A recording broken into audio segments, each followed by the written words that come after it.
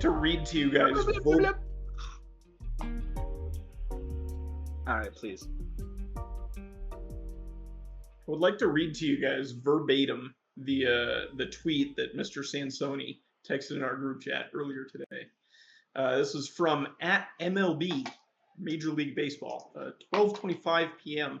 earlier this afternoon. Quote, "Time to break out Grandma's secret cookie recipe because the Chicago Cubs are looking for the best chocolate chip cookie to serve at Wrigley Field this season. Here's how to enter.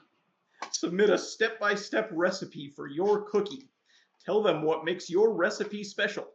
Give them all the details. Show them your Cubs fandom. Show off your skills and upload a baking video of your recipe. Submissions can be done on the Cubs website." Gentlemen, the question that I would like to present to you is as follows. What? So, I'd like to point out a few things as well. In no part of this does it suggest that the Cubs will taste said cookies. It doesn't, So I don't know. It doesn't say why they want the cookies, does it? Just, to serve at Wrigley Field. Well, here's my thing. But it doesn't say if they're going in concession stands or they're going on the suite level. Yeah. Like, what are we? There's no detail. Either way, I have another point I'd like to point out before John goes. At the top of this tweet, the tweet comes with a photo. At the top of this tweet, it says the Cubs' 150th Cookies Challenge. I love cookies. How are we just finding this out? The Cubs 150th Cookie Challenge. They've only had so many more questions. And frankly, I want to start with this. What happened in the other 149 cookie challenges? Well, no grandmas. Pick one per year. They ran out of grandmas. Yeah. No. Unfortunately, they have a high mortality rate. Yeah, everyone has a high mortality rate. A 100% mortality rate, some would argue. You know, we only serious stuff here at the Chatting Average. There's no way you're thinking about if you're going to die, John Lieber. I promise you, it's going to happen. What I was thinking about was that you can see the gears turning in his head, dude. That's 100% what he was thinking. Well, because you made a good point, right? Obviously, everybody has 100% mortality by the end of their lifetime. But you didn't think about that. Oh, infant mortality is 11% or whatever it is, and I'm like, yeah. Well, how does that make sense? Well, because not everyone is an infant all the time. Shut up. They put that qualifier in front end. So I think I'd like to reword my thing as grandma mortality. Grandma mortality? Once they become a grandma, they have a higher chance of dying while a grandma. Yeah, I'd like to introduce you guys to my new advanced analytics for baseball. It's called pitcher mortality rate. It's the rate of mortality for batters that face a certain pitcher in an outing. Oh, I thought it was the new Kate Horton stat, which would be 100%. Oh. Let's start with that then. Things that are not going well. Yeah, Kate Do we want to Horton. do a wide overview of the league first?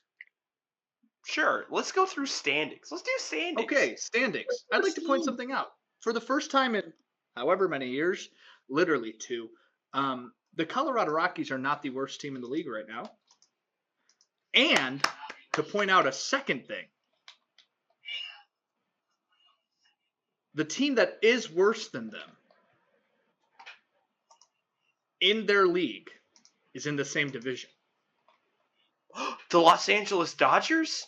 The 3-8 San Francisco Giants and the 2-8 Boston Red Sox, who MLB.com has put out an article. Let's find out who this is, who wrote this.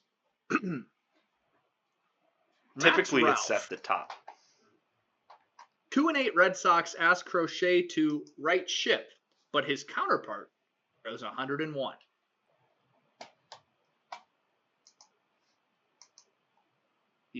They're just facing Jacob Mizorowski. Yeah. I mean, it's not.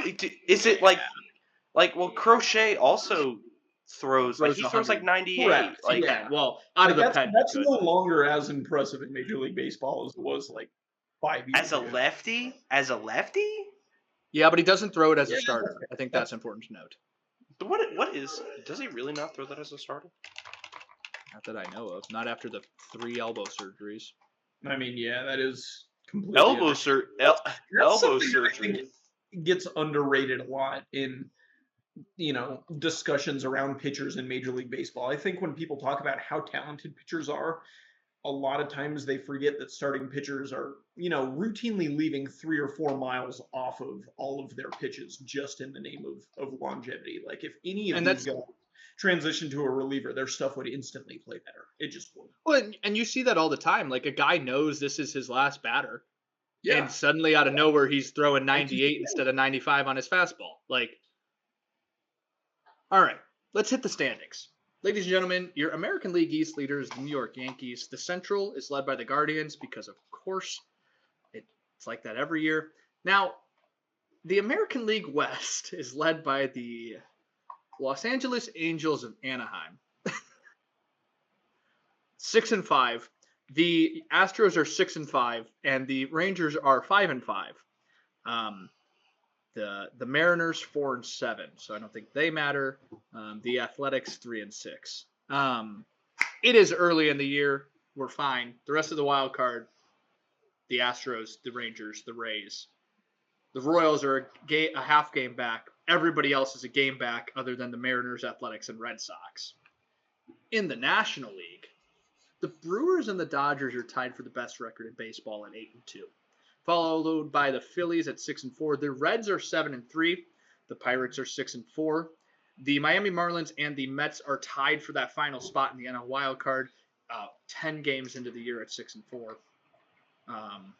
Yeah. What have you guys seen team-wise that's excited you or scared you?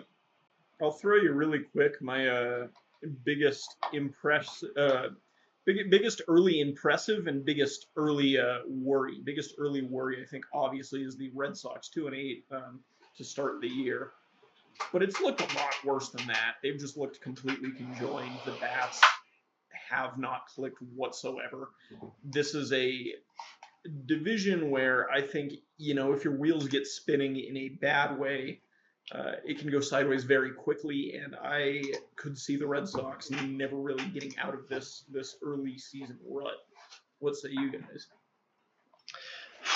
I mean, they're really spinning their wheels right now, and it doesn't look good for the Red Sox. Especially for a team that we all, not, to kind of speak for the group here, it's not like we thought this team was going to be this bad. Correct. I think if I remember right, I think I might have had them like the lowest wins, but I don't think anybody saw them starting 2-8 on the year. No, and the thing about the Sox, it's a bevy of things. Like their pitching, they haven't won a series. They haven't won a single series. The last time the Dodgers, Christ. I was reading something about the Dodgers. I saw the word Dodgers. This guy. Unprofessional. No. The first 3 series of the Red Sox season have been opponent wins. The last time this happened to Boston was in 2019 when they went 3-8. They've also, pretty much Garrett Crochet had one good start and then one kind of bad, kind of okay start. Sonny Gray got shelled the first time, then was okay the second time. Connolly Early was good in the first one, not so great in the second one. Ranger Suarez has been absolutely shelled. Brian Bayo was also not great. Isn't he back in AAA? Brian Bayo? I feel like I might have seen a headline wrong. I'm looking. Everything from today that they did was they reinstated Garrett Whitlock from the paternity list.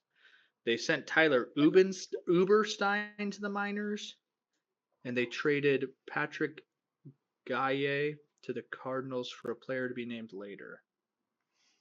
All right, then I don't know what. So that was their transactions today. Anyway, Mr. H, sorry for interrupting. No, it's fine. Going into yesterday, Following yesterday's loss, yesterday being Sunday, because this was written on Monday.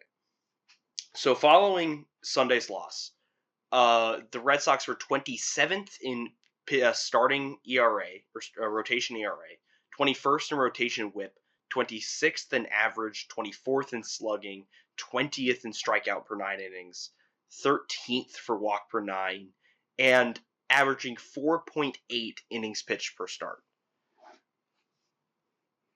I mean, then this is a team that bought, they paid a good amount of money to get Ranger Suarez.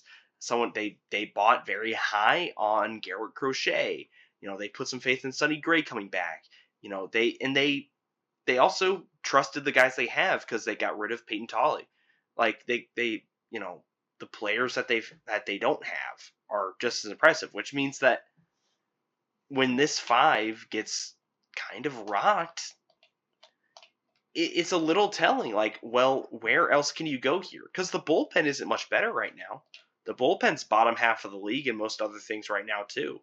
And your highest leverage arm right now is Aroldis Chapman, who can't really get into save situations right now because they haven't had a chance. Like what can Greg Weisser and now Garrett Whitlock again and Justin Slayton, what can they do to get them there? I was gonna say, like, we are overreacting to a team being 2-8 10 days into the season. Exactly. Yes, but like, when you think about it, Garrett Whitlock's been on the paternity list since the 3rd, so he hasn't played since the 2nd. So, like, that's 4 games. Maybe, whatever. I don't know how many games they've blown in the 7th or 8th inning, but, like, I don't know. This team is obviously missing starting pitching, and Cutter Crawford, Tanner Houck, and Patrick Sandoval are nowhere near coming back. Well, the thing that is a concern for me, I think, as much as the pitching depth is the offensive side of the ball, and more specifically, Caleb Durbin. I think now is the time where we can. Oh my God! Because there's Trevor Story. I think to a degree falls into that same category, and guys that you kind of expected to be bounce back kind of cornerstone guys this year for your lineup. Duran, just have not. Let's look at these current stats. 32 at bats, 4 hits for Caleb Durbin. Caleb Durbin, one run, 1 RBI, huge. Those 4 hits have come in the last 4 days, though. So he started the year terrible. Like, not even on base. How many walks does he have on the year? Hang on.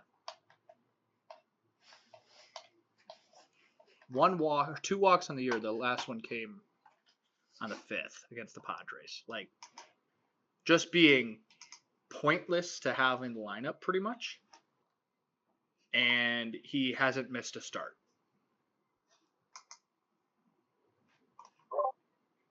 The Milwaukee Brewers are turning into the new Tampa Bay Rays, and that's just a team you don't trade with. No, they just know if they just do. If they're willing to get rid of a guy, then they know something you don't. And what hurts for me, is I have Caleb Durbin in fantasy, and this is not a fantasy baseball show. I get that, but oh my lord, one of these days it will be a full-time fantasy baseball show. But oh my lord. The problem is that every time I do like auto lineup, ESPN Fantasy still thinks Caleb Durbin is a better third baseman right now than anyone else I have on the team. As of yesterday, Caleb Durbin had -1 points on the season. Oh, that's a roughie. By the way, Reds rookie first baseman Sal Stewart is third base eligible and is swinging the bat crazy. I even have Alec Boehm if you want to go there. But no, Caleb Durbin's gotta start. I'm gonna drop Caleb Durbin relatively soon at this point. Like, because he's not like. Where do you go up from here? Like you have, of course, 152 more games, but like, this is a pretty far to fall. I think Trevor Story needs to talk to him. Whenever you see a guy going on a big streak like this, where they're just completely lost at the plate, my mind goes back to Chris Davis and the 0 for 54 streak, which in many ways will never be replicated again in baseball history. And obviously, this streak for Durbin is not in the same stratosphere as that kind of streak that Davis had. But a stretch like that where you're playing that poorly for a sustained period is the kind of thing that kind of kills a person's career, right? Like in baseball, you need confidence to perform. And I'm not sure how much more of a start like this, how much more of a poor start Caleb Durbin is going to be able to sustain. Do you guys know where Caleb No. Durbin went to college? Actually, yes, I do. John? No, Colorado Mesa. I don't know. He's a Wash WashU U. Bear. Yeah. Sorry, that just Oh. caught my eye while I was sitting here. He's from Lake Forest too. Interesting. Yeah, no, you're right though with like the Chris Davis thing. It's like it becomes this point of like everybody knows when I go to the plate that I can hit the ball, but everybody knows I'm not going to hit the ball. Like because everybody's watching going, okay, that guy's so in his head that all I have to do is throw this pitch and he's out. Like so It's just a bad place to be. yeah, it's not fun. Only 6 strikeouts. And I think that might be important for him. 32 at bats, 6 strikeouts. Yeah, like he does not. He's not like swing and missing. He's putting the ball in play and just it's not finding grass. So I don't know. But it is definitely unbelievably terrifying to have a -1 OPS plus. I mean, man, like, whew. For the Red right. Sox sake, I hope they turn it around because this is a team that, on paper, especially preseason, we looked at it this way, could be like really, really good if they can. Also Roman Anthony apparently can't make throws from the outfield anymore. Yeah, what the hell's the deal with that? So there was a article on Mass Live from Chris Cotillo, and the Red Sox third base coach Kyle Hudson, who also very knowledgeable about the outfield, said, "quote It's lower half related in my opinion. The arm strength is there. His arm strength is actually up from last year. The mechanical side of it, the lower half, has put him in a tough position to maximize the arm strength. It's something we constantly work on. He's working through it." And even he said, like he's been pretty critical of himself. He's like, "Oh, I've lost us the game," and it's been bad. Like even to tonight, so Tuesday night's lineup has the Red Sox putting Anthony at DH and Jarren Duran in left field. Who Duran has his own defensive concerns, which comes outside of whenever they decide to put him in center field and put Ceddanne Rafaela at second base. They haven't done it yet, but the first time they do it, I'm going to. It's going to be a bad day. It's going to be a bad day on socials. Right? Like, you got. I mean, like when you're 2-8, this clearly isn't working. Like when you're 2-8, screw it. Wilson Contreras, welcome back to catching. Like, throw something. Like, just throw something at the wall to see if it'll work. Shoot. Yeah. I mean, I don't.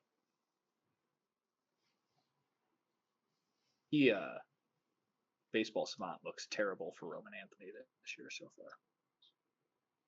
But I feel like that would be the same for every Red Sox player. All right. What else? True. If we want to talk about biggest people who've made good impressions so far over the first 2 weeks of the season, for me the name that sticks out is Joe Adell. Oh my God. one of the crazier defensive performances of all time, I would say, in a 3 home run robbery night. Now, I don't know if that's a statistic that's officially tracked by anyone, but there cannot be many of those in baseball history, right? I think a lot of people were saying, yeah, that's probably the only time that'll happen. Yeah. I mean, The opportunities are just never there. That's so rare. That's so rare. And for him to make all 3 plays, I think is just incredible. like, Yeah, that was fun. man. That was a good night. I'm sure that's And going to be that's- the highlight of his year, to be honest. Well, because the thing is that Joe Adele, by and large, isn't like a fantastic defensive outfielder. Correct. That matter of fact, that was one of the narratives when he was coming up as a rookie. Is he going to be able to stick at outfield, or is he going to be somebody that's going to have to be moved to first base full time? When he came up as a rookie, he was going to take the center field job from Mike Trout. And I think that should explain to everybody how messed up the Angels organization is. They moved old Mike Trout into center field at his request this season because he was like, I hit better when I play center field. I agree. And like, yeah, he's hitting like Mike Trout. But like, but keep in mind their backup right fielder is Jorge Soler. You don't really put Jorge Soler in the outfield anymore, just as like a common courtesy.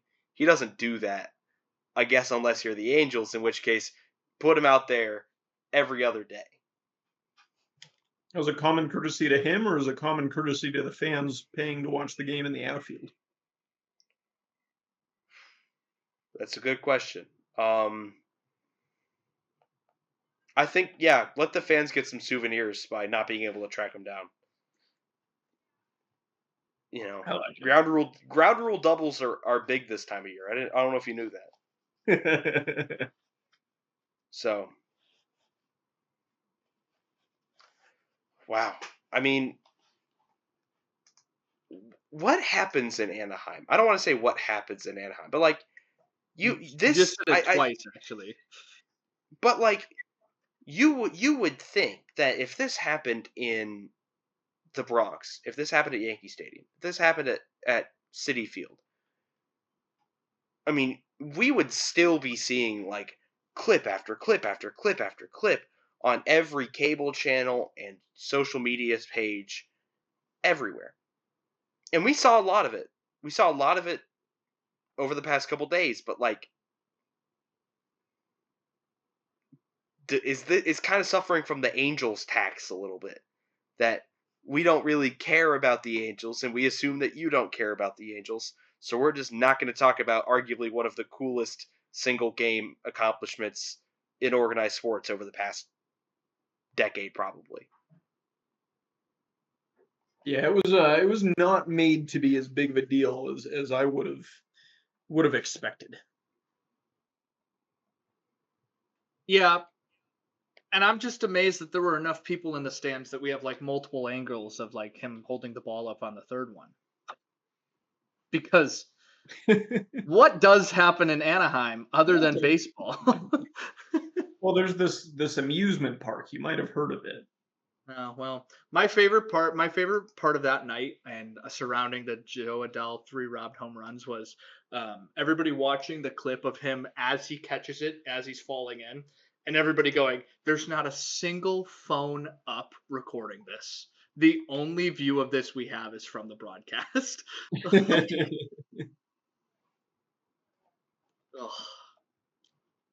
You know who else has been very good? And it's like they needed it. You know, they were one of the worst teams in the league last year. Andy Pages for the Dodgers. Currently slashing 471, 500, and 794. I mean, all right, man. Like, all right, man. CBS Sports' power rankings literally has as if they weren't loaded enough, and then just his stat line. So you know that Kyle Tucker you went out and got this offseason? You know that hefty price you paid for that Kyle Tucker? You're You gonna have to don't need bench him. him. You don't need him. We got a better guy in Dude, house. he already Buy the has house liquor. It's good. Trust me. he already has a full point of war. In Last season, 10 games. He'll find a way to Last- lose That's a, that. But that's a, last- that's a so, like- war pace for those of you keeping so like track. last season he had 3.8 war. He could do 2024 that- he had he could do that in a month. he has almost completely matched his 2024 war of 1.2 across 116 games in 1/10 of that time, 1/11th of that time, and he's playing full-time center field. Who he's been by all accounts a pretty good center fielder. Like. Now, I don't know who else would play center field. Teoscar Hernandez, Hye-Sung Kim, the injured Tommy Edman, Shohei Ohtani. I have no idea who's going to play center field for them if it's not Andy Pages, but he's, he's a guy who was homegrown by them, too. This isn't someone they went and bought. Like, they've had Andy Pages his entire career. yeah, They had their backup catcher had a 2-homer day, and he won't start. He could be the best catcher on multiple teams right now, and he will not start because he's behind Will Smith. And that's just fine because it's the Dodgers, and that's fine. I hate the Dodgers so much. It makes me so pissed off that like I could handle it if Kyle Tucker was just good. If Kyle Tucker was just Kyle Tucker, it's like fine, you went out and you spent the money, but like, come on, man. Like, why is he gonna have the Chris Taylor year of just like, hey guys, want to see me hit 300 for no reason? Let's go win the World Series. Like. Oh, can we move on? Can we talk about Tatsuya Imai? Yeah. So I haven't paid too much attention. I know he had a bad first start. Did he have a bad second start? No, because he was pitching Okay. against the Athletics. Right. So Imai went out and pitched rather well against the You want his stats? I've got him up. blanked no, I don't. Athletics. But I want to talk about his slider. Tatsuya Imai, typically, the average slider thrown by an MLB right-hander breaks about 4 inches glove side. So a right-hander, it'll break right to left, the side that their glove is on. Tatsuya Imai's slider it runs, so the opposite direction, 6 inches arm side. His slider moves the wrong way. It is a 10-inch gap in horizontal movement between where the average righty slider is and Imai's slider. So it is more like a screwball. But he delivers it, and there's been like multiple videos online where I encourage you to go check it out. Imai throws it like a slider. But he gets on top, like he gets around the ball in such a way that it moves 6 inches. It looks completely wrong coming out of his hand. Like the ball shouldn't move the way it does. It's genuinely a very impressive watch. A slider thrown to Tyler Soderstrom broke 13 inches glove side. Or no, arm side. Oh, I'm sorry, It would have gone back foot. So like a normal slider would have broken across the hitter.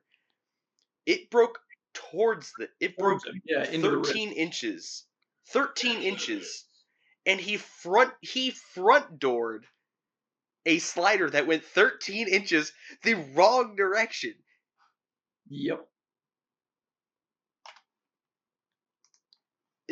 Like, how do you do that?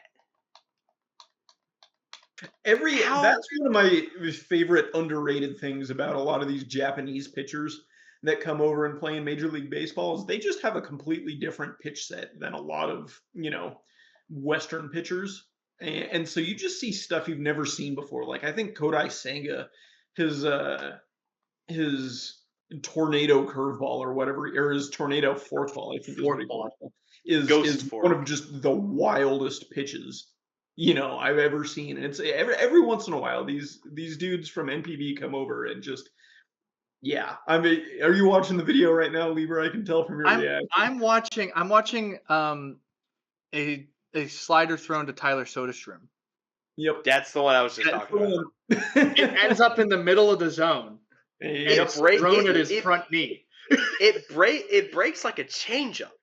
Like this is the most confusing thing I've ever seen. How do you do this? Okay, I left to go look for a baseball to figure this out. So Imai's pitching motion gets under the baseball as he lets the slider go. So he pitches like a slider, but gets underneath it. So he's throwing it like this. So he's here to throw a slider. Is that a sock? That is my sock, yeah. And he's throwing it like he's getting bending his hand out, like as he lets go, he's going out. He's pronating a little bit. Adam, show me. Huh? Do you know? Can you show me? Not a clue. So he goes like the only baseball I think I know where it is. The only baseball I know where it is in my So he kind of like whips around it. He like whips around it and gets underneath it. So his hand ends like this more than. It's like a gyro ball. But its path, like its movement profile, looks. The two closest pitches to it are Trey Savage's wrong way slider, which Trey Savage throws one because he releases it so high that it just tumbles that way. Imai is releasing it from almost 2 feet lower at a completely different arm angle because he snaps his arm. This is his arm angle. Looking at it right now. Like Savage is like up here. Imai is like 27 degrees. He throws like sidearm basically. The closest thing you can compare it to is a screwball. Who the most prevalent one is Brent Honeywell throws a screwball, the Dodgers reliever. And the screwball that Honeywell throws, a screwball is overpronating on a curveball. So essentially, if you as a righty throw a screwball, it acts like a lefty throwing a changeup. That's kind of the idea behind it. Is you have a breaking ball that as a righty can get other righties to induce a swing. Imai's not trying to throw a screwball. He's throwing a slider. This pitch comes in at 87 miles an hour. Brent Honeywell's comes in at 80. He's throwing a slider, and it just goes like that. I'd also like to report that his fastball breaks almost 18 inches on average towards the arm side, which is normal, but literally 7 inches. Like everything else makes sense. The curve breaks exactly where it's supposed to. The split breaks exactly where it's supposed to. Imai throws essentially 2 pitches, 4-seam slider. Literally he 2 has pitches. He has a splitter, a curve, and a change that he has used sparingly. But against lefties, he's mostly fastball and mixes in those 3 other offerings with the slider. Against a righty, he has not thrown a cutter or a changeup all season. It has been fastball, slider, like 1 or 2 splitters. And he right now has 93rd percentile whiff percent and 90th percentile strikeout percent. So he is getting people to swing at breaking balls. And I would, because if you're a hitter from the U.S. who's never played in an overseas league, Adam, you've never seen a hitter from the U.S. who has never played in an overseas league. This is actually a very good description of me. You have never seen a pitch move like this. Correct. Guaranteed. That's also correct. Unless you have faced Continuing to fit here. unless you have faced a Red, sinker? Huh? but this isn't a sinker. It's not a sinker. It's a slider. And I was really hoping to find out that the grip looks weird and it's actually more of like a sinker. But if you go to his Baseball Savant page, the like his photo of him pitching, he's throwing a slider. You can look at it right now. Yeah, he gets around the horseshoe and he's doing everything textbook to throw a slider, a gyro ball slider. I'm so confused. But he just as a catcher, Lieber, how would you even handle that? Well, I mean, once you've caught him once, like you know generally what's going to happen. But like, I'm sure he threw a slider in a bullpen, and everybody went, "Huh." Imagine the scout that goes to Japan for the Astros. And you're sitting there and you ask your international scout, like you're a director or something, you ask your international scout, what does he throw? Oh, yeah, he's a fastball slider guy. Oh, okay. I mean, is he, are they interesting? Right? Good movement, he sits like 95, 96, he's got some good velo. How about the slider?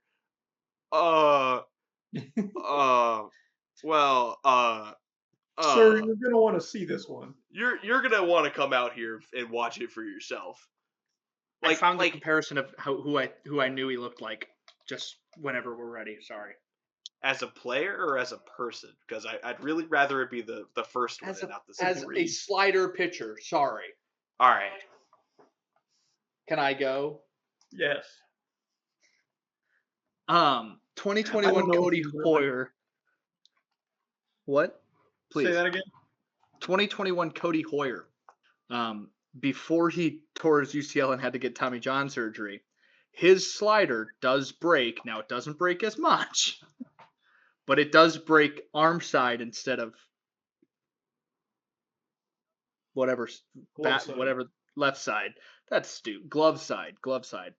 And while I was watching this, I'm going, I've seen this before, where the slider looks like it's a slider, then it just dies and drops in, and it's exactly this.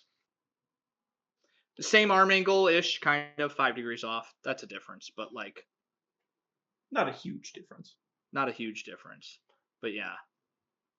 Also, some other nasty pitches to put in as a footnote. I'm watching Nolan McLean pitching highlights against the Giants. Those exist? Well, against the Giants, a lot of highlights exist. That's true. A curveball with 3,400 RPM, with 3,360 RPM. Who's he throwing it to? Who the hell is that? Gerard Encarnacion. Okay, let's see. Find this. He also got Heliot Ramos frozen on a inside corner breaking ball that moved 23 inches to catch him looking. I found the Encarnacion one. A 2-foot sweeper. Wow. Interesting. Like, I mean, Nolan McLean has like elite stuff, and I get why he was on Team USA. He is the number one prospect for the Mets right now. I mean, he's gonna lose prospect status this year. Like he's not going back down unless he like dies or has whatever Kodai Senga had that last year.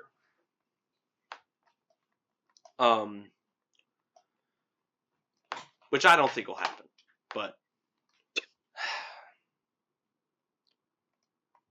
Any final thoughts, boys, or should we grid it? I would like to talk about how the Braves have been a lot better than I thought they would. And I'm not even the Braves fan here. Well. Is that the team that you want to talk about overperforming so far? That's fine. Who else? No. Braves talk. You want to talk Let me tell you, don't you? The Rockies are not. They're 4-6, bro. Yeah, I was about to say they're not that good. We're not in last. The best day of my life. H, what you got? The Atlanta Braves are a Major League Baseball team based out of the unincorporated Cobb County area of Metro Atlanta, Georgia.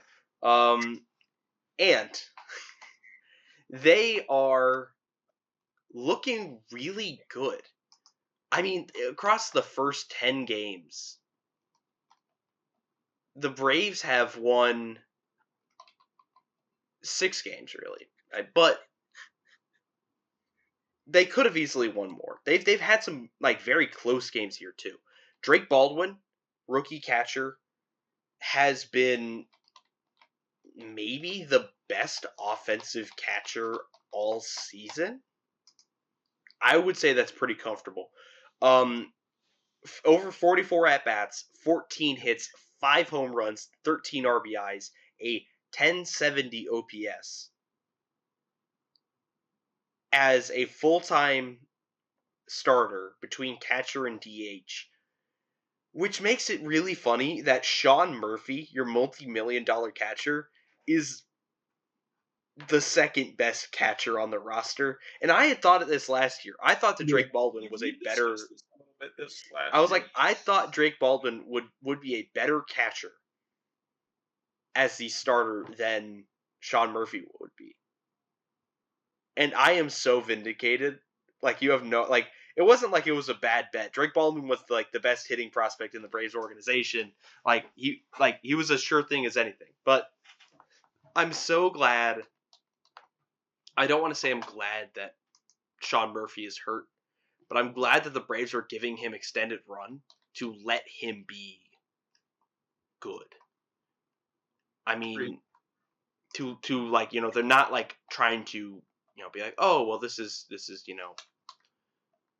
not quiet or anything. Also, some of the Braves that are performing the best are the ones that I didn't think were going to be contributors. The Braves defense has been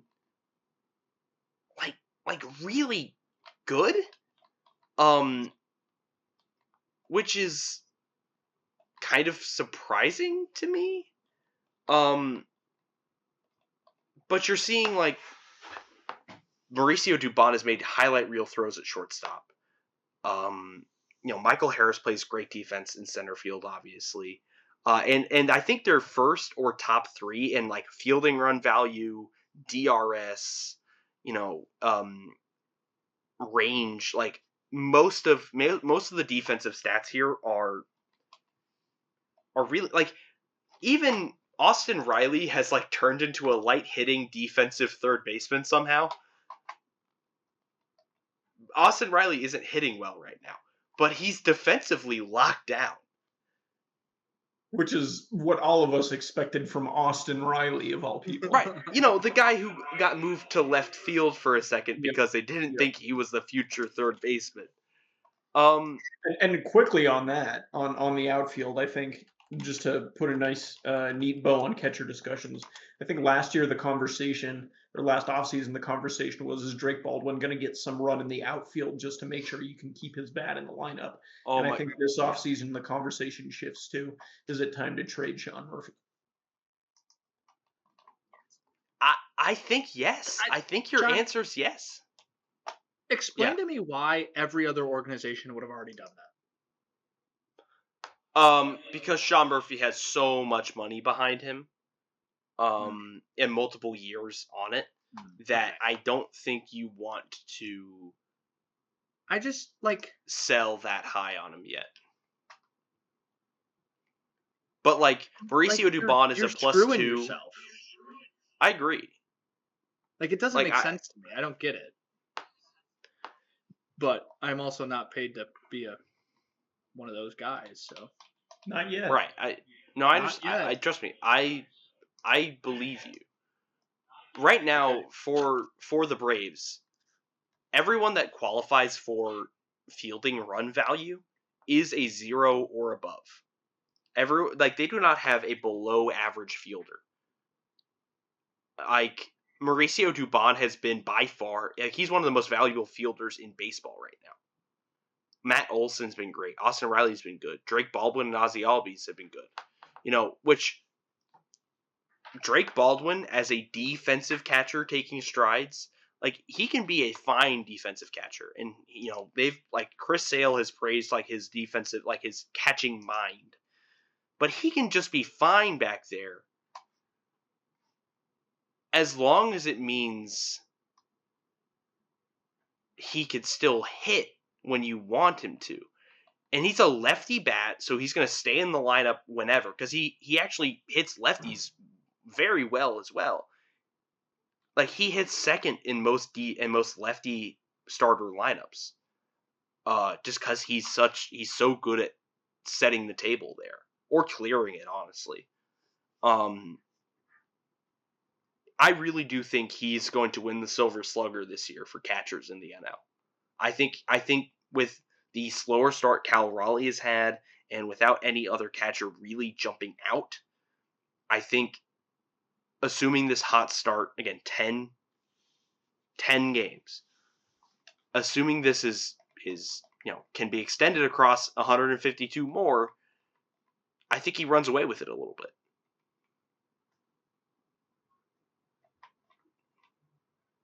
Math checks out. Let's talk about your Rockies. We really don't have to. I feel No, like we go need ahead. A little second from each team that we so notably call ours. Yeah, I'll keep mine very short then. It turns out if you give the A mouse or cookie. 800, I was gonna say that, give or take, at bats that you were giving to Michael Toglia last year, and you were giving to Harold Castro, maybe a Victor Carantini or a Jake Cave here and there. It turns out if you take those 800 at bats and just give them to a Willie Castro, who is a certifiable Major League Baseball player, turns out you're going to have slightly better results. Raising the floor. Well, the floor is risen. The floor is risen. The stone was moved away and the floor was risen. All right, I think it's my turn, right? The White Sox still don't have pitching, which is interesting. They are trying something. Everybody remembers Grant Taylor, right, from LSU? Adam, remind me, who was the best pitcher on the LSU College World Series run at the start of the year? From last year's team? From the year that they won with Paul Skeens. Paul Skeens. At the start of the year. Was it Grant Taylor? It was Grant Taylor was their one. And then and his arm blew up. It just did that, Yeah. It happens. Sometimes that happens, dude. They've been using, he wants to be a starter again. Now, the issue is, and we talked about this earlier, is that when you're that kind of guy, you can throw 103 in one inning. But he wants to be a starter. And I think the White Sox want him to be a starter because I think they're tired of starting everyone in the lineup or in the rotation. But they've used him 5 of the last 6 times as an opener. And he hasn't given up a hit, if I'm correct. So, kind of nice. Other than that, it works. I think that Murakami is exactly what was promised 3 years ago. He looks like the Japanese Babe Ruth. And a lot of teams are probably angry that they let the White Sox sign him. Tristan Peters' walk-off on Friday was awesome. That guy's name is in my book now. Who? Tristan Peters. Tristan Peters. He's been playing right field for the Sox. They acquired him as part of the December Tampa Bay trade. I don't know who they got back for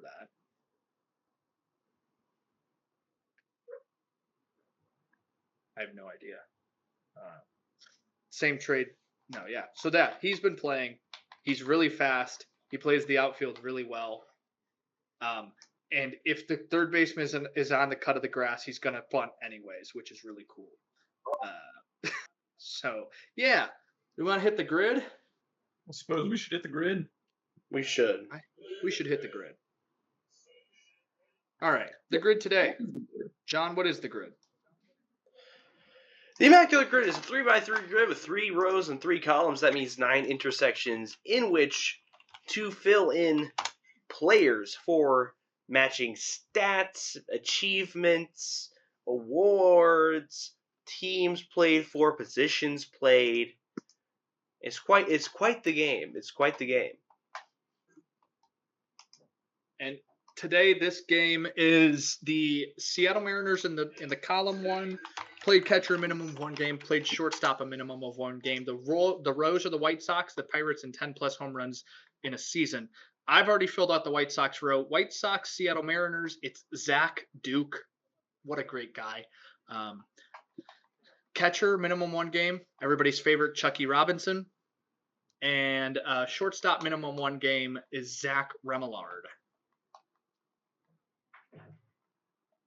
Please. I have 2 former Rockies to throw out. One for Pirate, played catcher, minimum 1 game.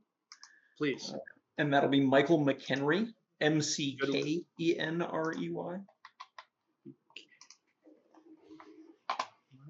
What? McHenry. McHenry. With a K, not an H. 10 homer season for a minimum of 1 game at shortstop. Give me Christopher Morel. 0.03. Adam, what was your other one, former Rocky? 10 homer season Seattle Mariner. Okay. Seth Smith. Okay. Every one of these photos looks like they were taken off of a potato.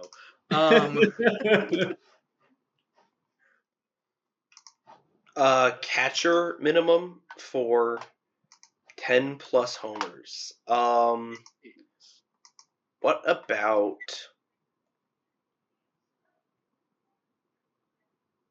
did Christian Bethancourt hit for 10 homers? The Panamanian himself, Christian Bethancourt. Oh, man. I feel like he's had to at some point in his career. He's hit for 11 in 2022 and 2023. Nice. Like, Christian Bethancourt is my favorite random catcher because I kept getting him. Like, I would let the CPU build my roster and MLB The Show every once in a while, and it would always sign Christian Bethancourt, and he could play, like, first base, right field, and third base, and it would always put him at the weirdest spots. All right, what else do we need? We need Pirates, shortstop, Pirates, Mariners. I have a Pirate shortstop. Please. Oh, I just clicked on Zach Remillard. Hang on. Go ahead. Atlanta Braves legend Adeiny Hechavarria. Yeah, Echeverria, man. He did not have nice things to say about the Mets in that one post-game interview. All right, Pirates Mariner. Pirates Mariner. What about Gwinnett Stripers legend Ben Gamble?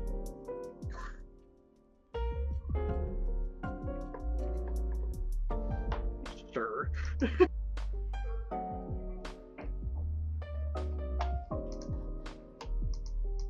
And that leaves us with a rarity score of 3, because chatting average rule number 3 is that we always get the lowest score on Immaculate Grid because we are a not federally regulated podcast. With that being said, if you have a chocolate chip cookie recipe that you don't want the Chicago Cubs to know about, all 3 of us are accepting submissions. Email us at... Actually, we don't have a chatting average email address. We should probably set that up at some point, though. We do have an email address. Do we? It's outdated. Don't go blasting it yet until I can figure out, because I think we have KCOU in the handle, and I want to figure out how to change that. So. Yeah, that's probably a good call. Don't email us. Let's check. If you can figure out a way to mail your chocolate chip cookie samples to any of the three of us, we're accepting submissions, and I promise you, the Chicago Cubs will not know about it.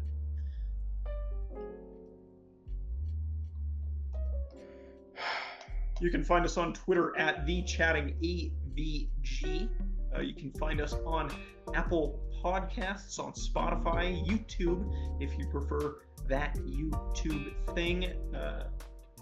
Thank you all for listening, and I suppose we'll be back next week.